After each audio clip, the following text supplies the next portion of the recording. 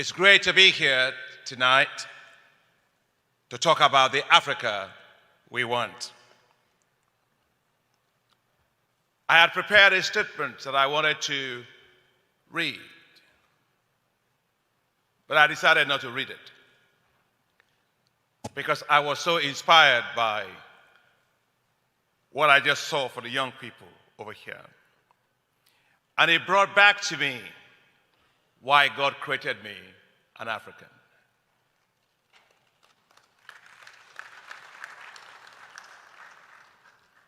I am not a mistake. I was not born on the wrong continent. I was born on the right continent. For God indeed wanted me to be an African, and I am proud to be African. I was born on a continent that is different from any other. A continent of the baobab trees, where the elders will sit around the trees at night and discuss and share stories. Stories of the bravery of our ancestors. Yes, stories of our culture, the beauty and the elegance of our women, decked in beautiful beads. Stories of the richness of our nations. I was born on a continent that has 65% of all the arable land left to feed 9 billion people in the world. I was not born by accident. I was born on a continent of riches. A continent that is filled with forests that provide the lungs to suck in the carbon for our world. I have a great heritage.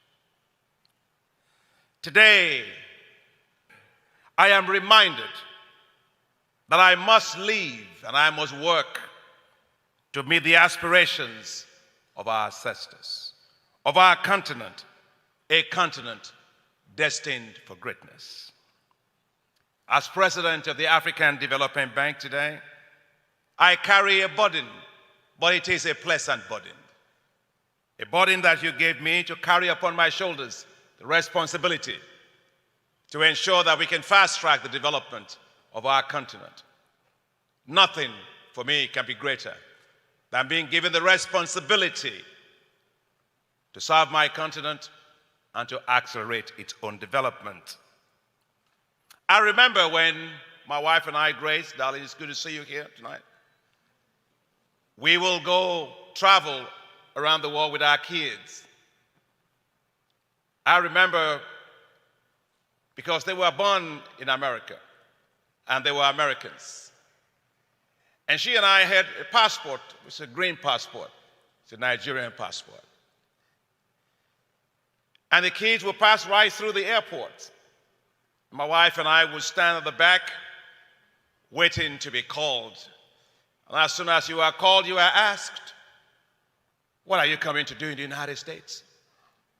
Where are you coming from? Where are you going? When were you born? When do you plan to die? And all you were trying to do was just to get into a country. And I remember I worked in an organization then. They said, well, we will give you everything. We'll even help you to get an American citizenship. And I remember talking to one of the folks, and I took out my passport. It was a green passport, a Nigerian passport. And I said, God did not make a mistake in making me a Nigerian or an African. This passport may give me hell wherever I go, but I know the day is coming when this passport will be as good as yours.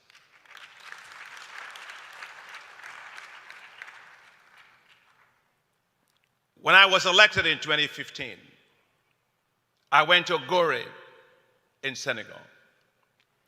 I went intentionally because I wanted to feel a connection of the burden that I had to carry. And you saw that burden right here today when they were talking about the young people. on the boats and off the Mediterranean right into Europe. And as I stood there, I walked right through what they call the gate of no return. And I was welling with emotions.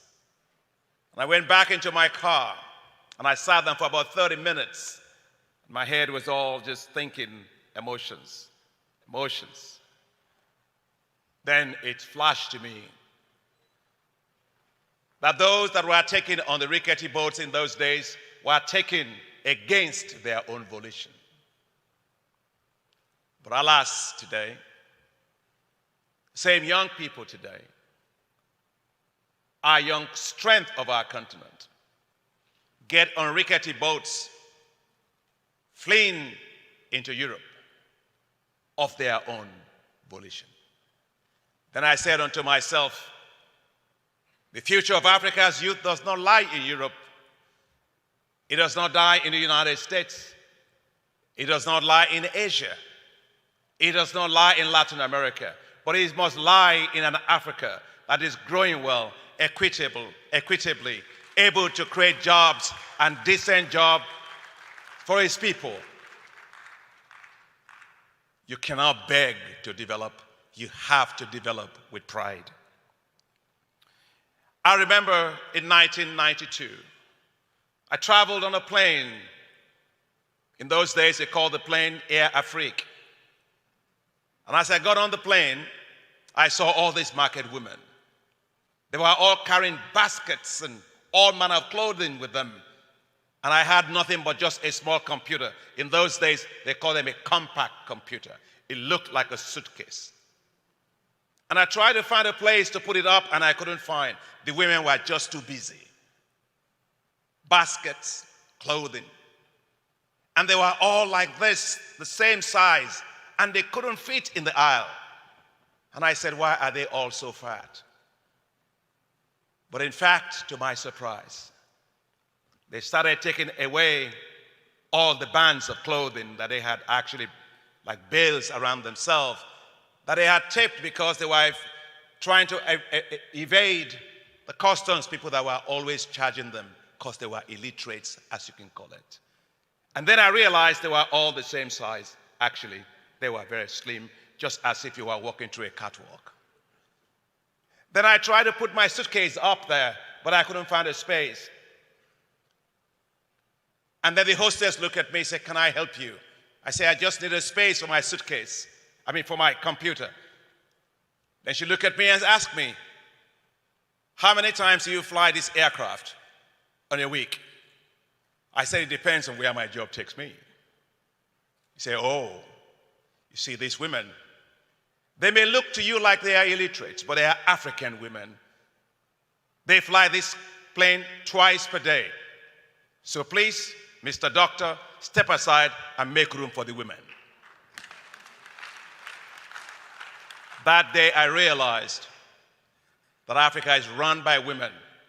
And I said to myself that as president of the African Development Bank, we will work to make sure that we create opportunities for women in Africa, because when women in Africa win, Africa wins. And that is how we came up with the affirmative finance action for women in Africa. I'm just been saying to you now for transparency. That's what was behind my mind.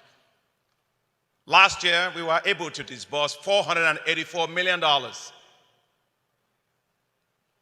to banks all across Africa for women businesses, like those women. This year, we will do $500 million of financing lent out for women. Yes, they were right. Make room for the women, because without African women, we will not be who we are today. And then for the youth, the African Development Bank is creating hope for Africa's youth. That's why we are designing what is called the Youth Entrepreneurship Investment Banks. There will be new financial institutions that will be run by young people, for young people, to create youth-based wealth on our continent. Yes, they will no longer be going to Europe. They will no longer be dying in the Mediterranean.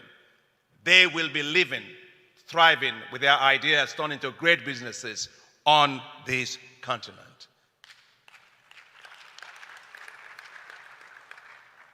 This is my story of my continent, of the continent of my birth. I am proudly African, and I certainly thank God that He created me to be an African. Thank you very much.